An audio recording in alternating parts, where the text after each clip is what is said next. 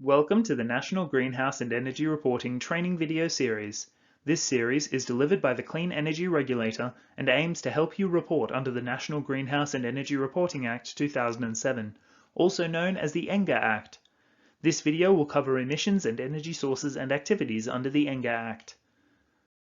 There is a range of terms used in this video that have a specific meaning, including Clean Energy Regulator, NGER, Determination, NGER Act, EARS, and Regulation. To learn what each of these means, please refer to the video Introduction to the Clean Energy Regulator and NGER from the NGER training video series available by following the links at the end of this video. This video will cover 5 topics relating to what emissions and energy sources and activities you need to report, including facilities, Scope 1 emissions, Scope 2 emissions, energy production, and energy consumption. In the first part of this video, we describe what you need to report in EARS at the facility level of your corporation. Any company that meets the NGER reporting thresholds must access EARS. There are 2 types of thresholds that determine which companies have an obligation under the NGER Act: facility thresholds and corporate group thresholds.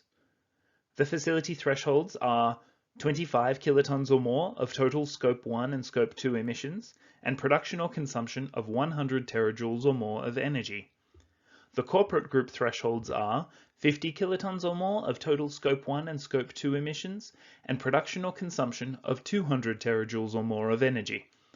All reportable emissions and energy data for any facility that triggers the facility threshold or belongs to a corporate group that triggers the corporate group threshold must be included in an NGER report. These reports are due to us by 31 October each year. For each facility, your report must contain data about the facility's Scope 1 emissions, Scope 2 emissions, energy production, and energy consumption for the period of time it was under the operational control of a member of the corporate group. If your corporate group only had operational control over a facility for part of the year, you will only need to include data for the part of the year that you had operational control. If you are a reporting transfer certificate holder, you must report on the facility for the entire time that the transfer certificate is in place. If you are a 22X reporter, you must report for the entire time you had operational control over the facility while the 22X agreement was in place. Only emissions and energy production and consumption from specific activities and sources are included in your report. For energy production and consumption, this means any above-threshold fuels or other energy commodities listed in Schedule 1 of the regulations should be included. Emissions are reportable for a facility if there is a relevant method available in the determination to tell you how to estimate the amount of emissions from a listed fuel or energy commodity, and the related reporting thresholds are met. In the second part of this video, we describe what data you need to report for Scope 1 or direct greenhouse gas emissions. A Scope 1 emission of greenhouse gas in relation to a facility means the release of a greenhouse gas into the atmosphere as a direct result of an activity or series of activities, including ancillary activities, that constitute the facility. Under NGER, reportable Scope 1 gases include carbon dioxide, methane, nitrous oxide, sulfur hexafluoride, hydrofluorocarbons, and perfluorocarbons. An example of Scope 1 emissions resulting from a reportable activity is the carbon dioxide released when coal is burned at a power station. The regulations divide reporting on Scope 1 emissions into categories: fuel combustion, coal mining, oil or gas extraction, carbon capture and storage, mineral, chemical and metal products, hydrofluorocarbons and sulfur hexafluoride gases, and waste. The information you must report depends on the category your activity falls into. Examples of information generally required include nominating the source of the emission, identifying the method used from the determination to estimate the emissions, the total quantity of greenhouse gas emitted from the source, and any other matters to be identified, or MTBIs. NGER requires different MTBIs in reporting for different facilities. This information is important to users of NGER data, so diligence should be exercised in preparing and reporting complete and accurate MTBIs. The MTBIs will vary depending on the source your Scope 1 emissions come from and the method you have used. Requirements about what MTBIs should be provided are set out in Schedule 3 of the regulations. Examples of MTBIs include whether a mine is gassy or non-gassy, kilometers of pipeline length, location information, tons of a product made, and facility-specific emission factors. In the third part of this video, we describe what data you need to report for Scope 2 or indirect greenhouse gas emissions. Scope 2 greenhouse gas emissions are those released to the atmosphere from the consumption of an energy commodity that was produced elsewhere.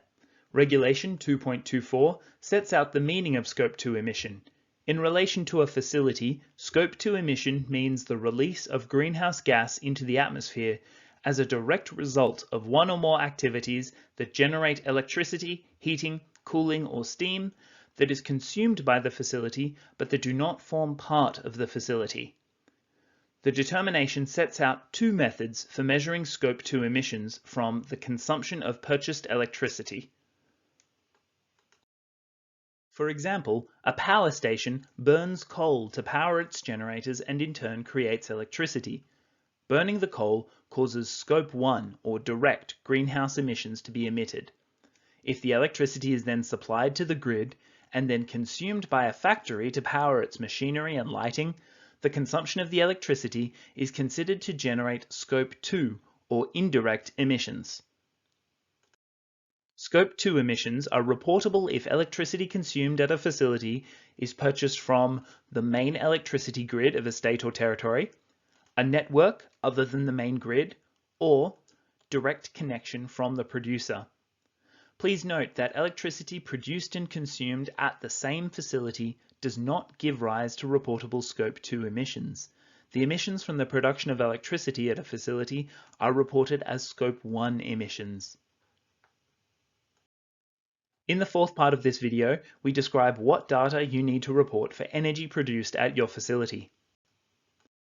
Production of energy in relation to a facility means either of the following: the extraction or capture of energy from natural sources for final consumption by or from the operation of the facility or for use other than in the operation of the facility, or the manufacture of energy by the conversion of energy from one form into another form for final consumption by or from the operation of the facility or for use other than in the operation of the facility.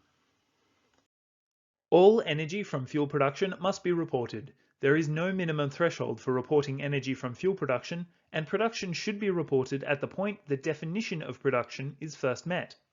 For energy reporting purposes, fuels and energy commodities must be categorized as either primary or secondary. The definitions of primary and secondary are as follows. A primary fuel or energy commodity is one that is extracted or captured from natural sources with minimal processing. It cannot be produced from another primary fuel or energy commodity or from itself. A secondary fuel or energy commodity is one that is produced by converting energy from one form, usually a primary fuel or energy commodity, to another form for consumption. Schedule 1 of the regulations denotes whether each fuel or energy commodity is primary or secondary. However, some are listed as nomination required. These require the reporter to determine and nominate whether they are primary or secondary at the facility. Examples of energy production as a result of the conversion of energy from one form into another include the combustion of black or brown coal to produce electricity, injection of processed natural gas or coal seam methane into a pipeline to produce natural gas distributed in a pipeline, and refining of crude oil into petroleum products such as gasoline, kerosene, fuel oil, or liquefied petroleum gas. Each time you produce a fuel or energy commodity listed in Schedule 1 of the regulations, you must report that fuel or energy commodity as energy produced at the point it first meets the definition of produced. In the fifth part of this video, we describe what data you need to report for energy consumed at your facility. Consumption of energy in relation to a facility means the use or disposal of energy from the operation of the facility, including own use and losses in extraction, production, and transmission.